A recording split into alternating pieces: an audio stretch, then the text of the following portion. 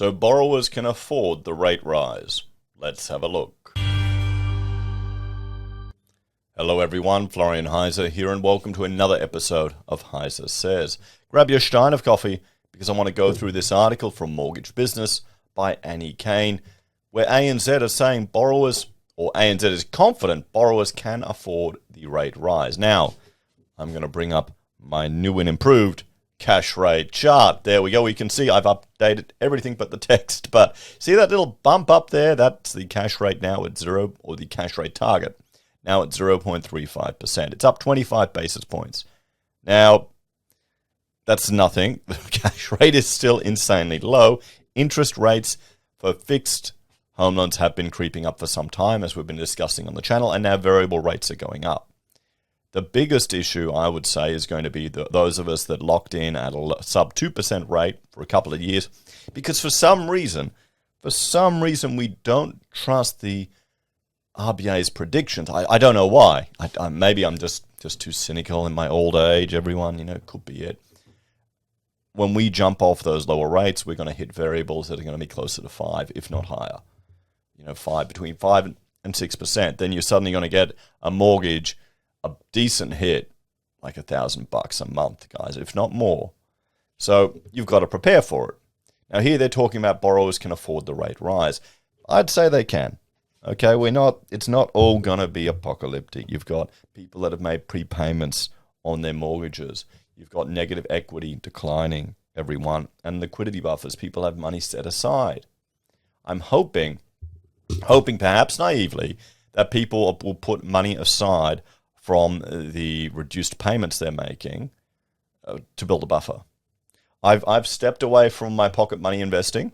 I should probably do a video about how I'm going, but at the moment I'm just cash hoarding now. So the idea is to just build up, aside from the emergency fund and the investments and everything going into our bloody house extension, build up a mortgage buffer just for when we hit that increased level.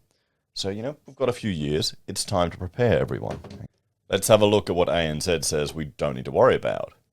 The majority of ANZ borrowers, so just from their bank, will be able to manage a rising interest rate environment, the CEO of the major bank has said while announcing the group's half-year results. On Wednesday, Australian New Zealand Banking Group released its results for the first half of the financial year, ending 31st of March 2022. ANZ loan books stabilizers. The results show that over half of the bank saw $35 billion in Australian home loans flows, with its Australian mortgage book staying flat after rising marginally from $278 billion in September 2021 to $278.4 billion in March 2022. While it was down slightly on March 2021, when the loan balance was lending flows totaling $28.1 billion, the half-year results showed the bank had managed to halt the runoff that it had been experiencing in recent years as a result of long turnaround times during the first 2 years of the pandemic. First 2 years of the pandemic, everyone. ANZ saw more than 82,000 home loan accounts opened in the half, up 18,000 in the same period in the prior year, down 10,000 in the prior 6 months. The average loan size also increased in tandem with escalating house prices over the period.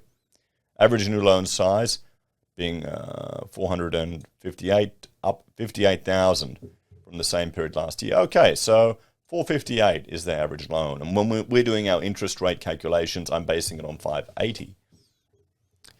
However, its market share dropped in the half, falling to 13.8% of the market, down from 14.4%.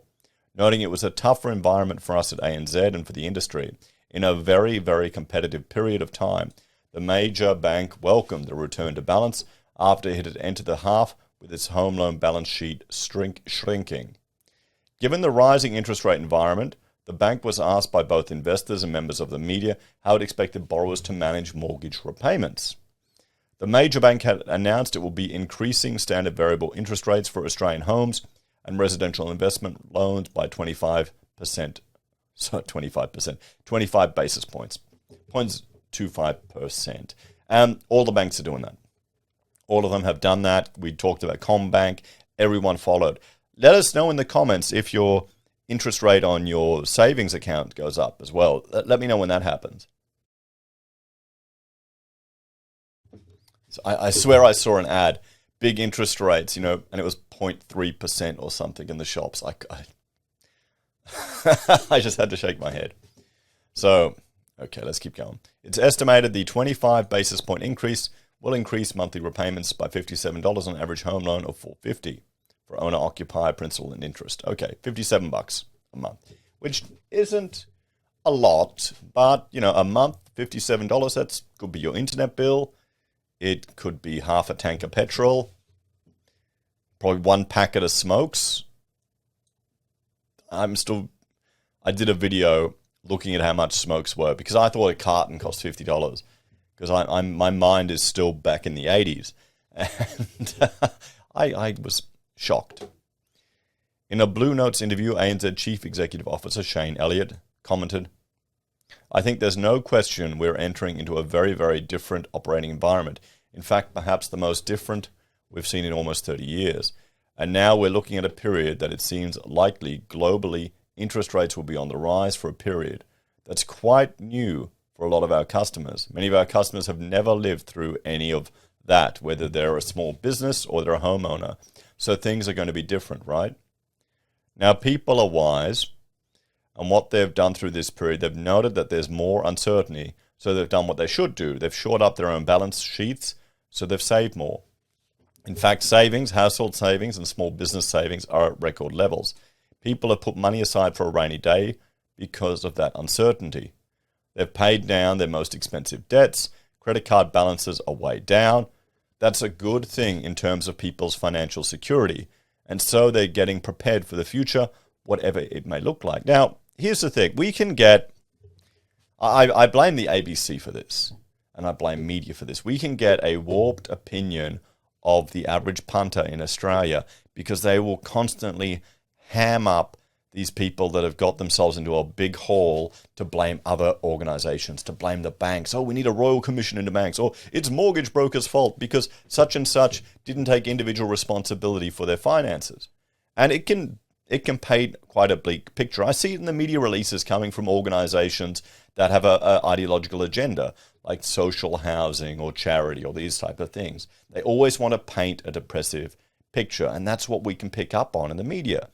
So you can think there are all these people that are financially destitute and are stupid idiots because they can't even manage basic maths. And there are always going to be people like that.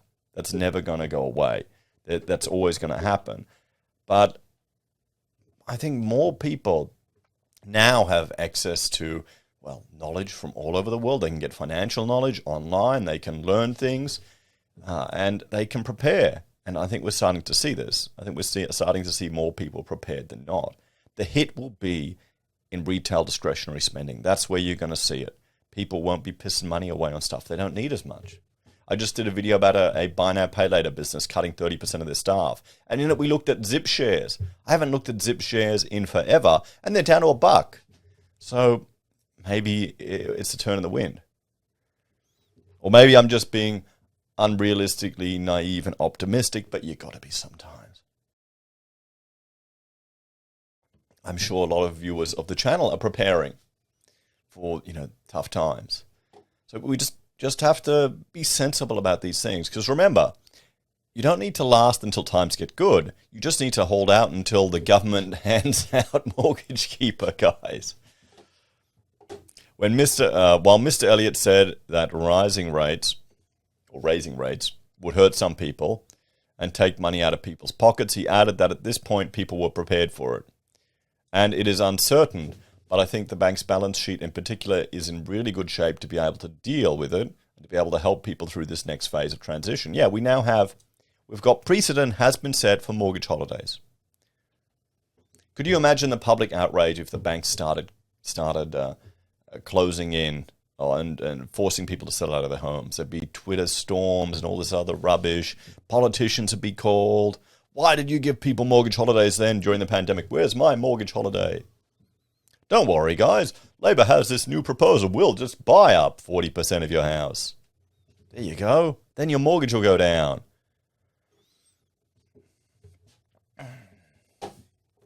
my concern with all of this, with government getting into bed with private individuals and housing and accommodation, is the long-term impact that will have. You'll have generations that come to accept that as normal, and that's a steady shift away from individual responsibility to shared burden, socialism, and, well, bigger government.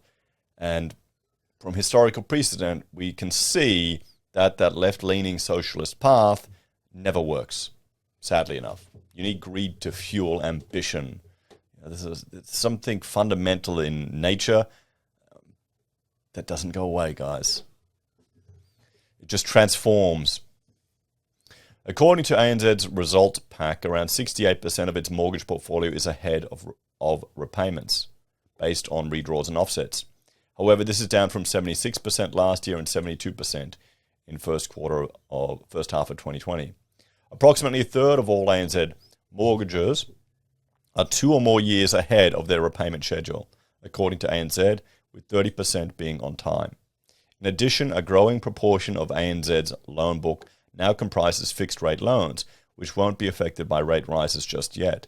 More than a third, 35% of the Australian bank's entire portfolio are on fixed-rate loans. This proportion was up from 27% in the first half of 2021 and just 15% in the first half of 2020. Moreover, 2/5 of all new loans coming to the bank were fixed in the first half of 2022, the same proportion as 2021. Following the RBA's rate increase on Wednesday, the bank announced it would be passing on the full 25 basis point increase to borrowers from next Friday. According to Mr. Elliott, this would provide adequate time for borrowers to prepare. I mean, no one should be surprised. We knew this was coming. I'm a little surprised that they did it before the election. I thought it would have been straight after the election, but, there you go. In a media briefing, the ANZ CEO highlighted that the majority of borrowers ahead of their repayment schedules were those who had taken out a loan several years ago, when rates were higher, and had kept their repayments the same. However, he added that even the most vulnerable borrowers, those who had taken out a loan when interest rates were at record low levels, would be able to absorb that fairly comfortably, as the bank had already been servicing new borrowers with a 3% buffer. There you go. So we're hearing all this talk in the media now of the liar loans, the dodgy borrowers, 300,000 homes that are on the edge. But the banks have taken account of a 3% buffer even with that.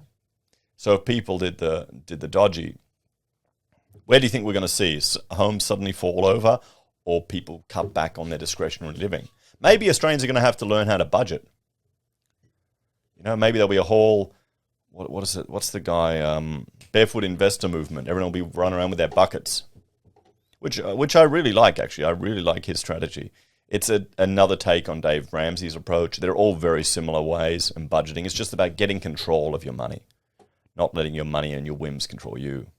Anyway, he continued, it's really about people who have had a double hit. Their home will go up and they suffer some other impact, maybe losing their jobs or less hours, family breakdowns and illness. I don't want to be dismissing it because it's really dreadful, but the reality is that probably for quite a small part of the population, there will be an impact. There will be those who just find it too much. Yes, that's the thing. Let's not forget, we're starting from an amazingly benign period. The total number of people in our books today who are behind on their home loan is 0.7%. Now, normally that's about 1%. So it's dreadful for those people who are struggling.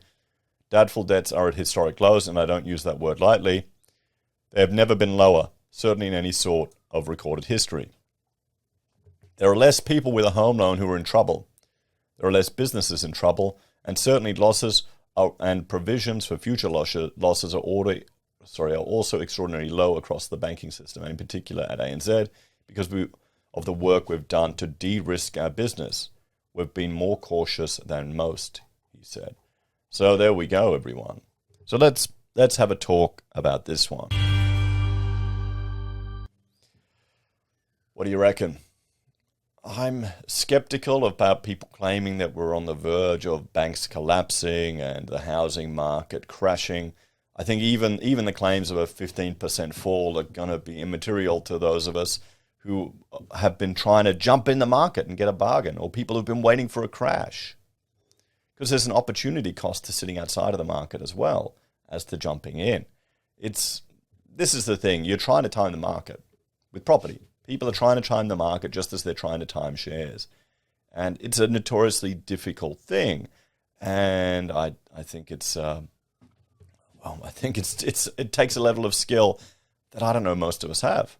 I mean, let me know if you can time the market, guys.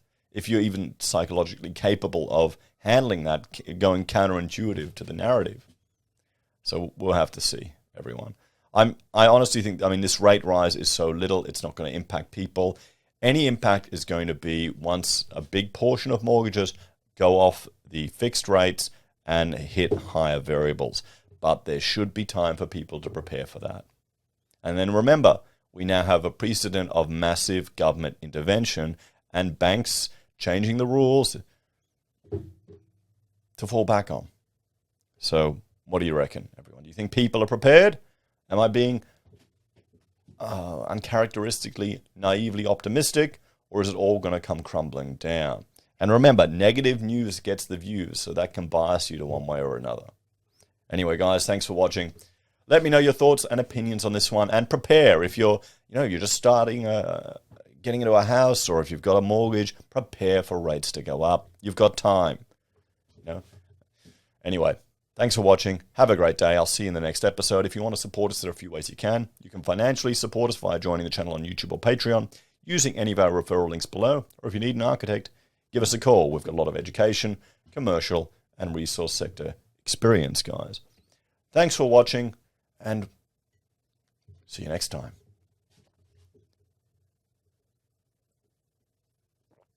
Why does that video keep stopping? It's such a well-polished organization I'm running. There we go. Oh, boy. See, I record these in the morning, and